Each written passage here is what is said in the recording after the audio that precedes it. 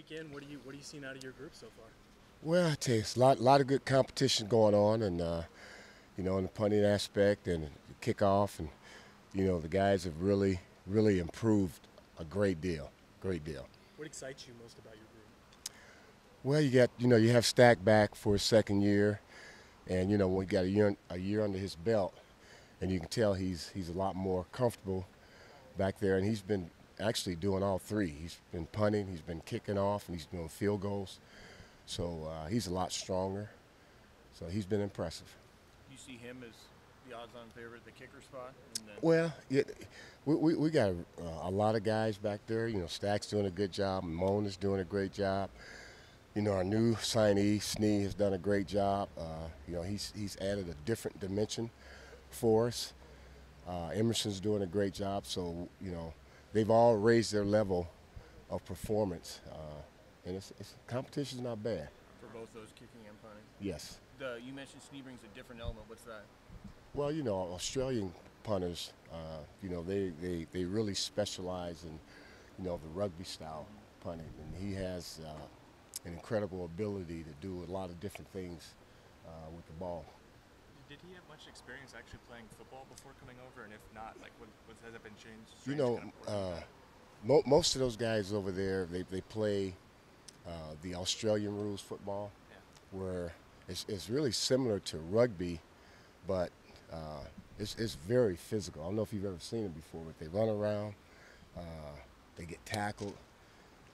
They specialize in kicking the football a certain way, and all different types of things. It's amazing what those guys learn about that part of playing football, which is a very physical.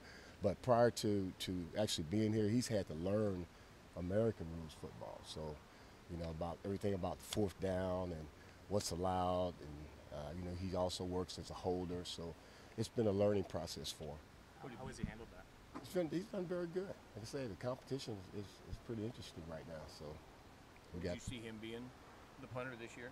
Well, it's too early. It's practice 6. We work punting today, and we have a long ways to go before we start determining, the depth chart, who's going to do what. But he's definitely going to be a guy that we consider. What are the things you're looking for to pick a guy to be a returner? I'm sorry, What are sir. the things you look for in a guy to be a returner for you?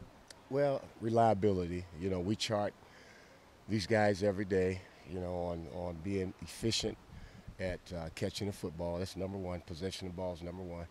So we got a camera on them all the time. So, we've got a lot of guys to look at back there, and so we still, we're still in that process of evaluating and seeing where everybody is. Who are those guys? Are there guys you could name that are back there right now? What unit? Punt return. Dylan Mitchell's been back there. Marty Ugo's been back there. We got some young freshmen back there. We got the grad transfer, Tabari Hines. He's back there. Kickoff return, TBJ, Red. Travis Dye. Who else we got there? Daywood Davis. I mean, we got some depth. So a lot of guys to look at. So we look at guys being the call returner and the off returner, but they both are interchangeable. Coach was saying the other day, Mario was saying that guys who are in position battles, you're trying to teach them snap value, that, hey, you're not just trying to compete for linebacker, but you're also trying to beat this guy out for a kickoff return unit type deal. Is that part of it, too, is kind of teaching these guys that they're not just going offense, defense, but they need to try to compete for one or two on special teams? Absolutely, because special teams is a big part of the game. It's a third of the game.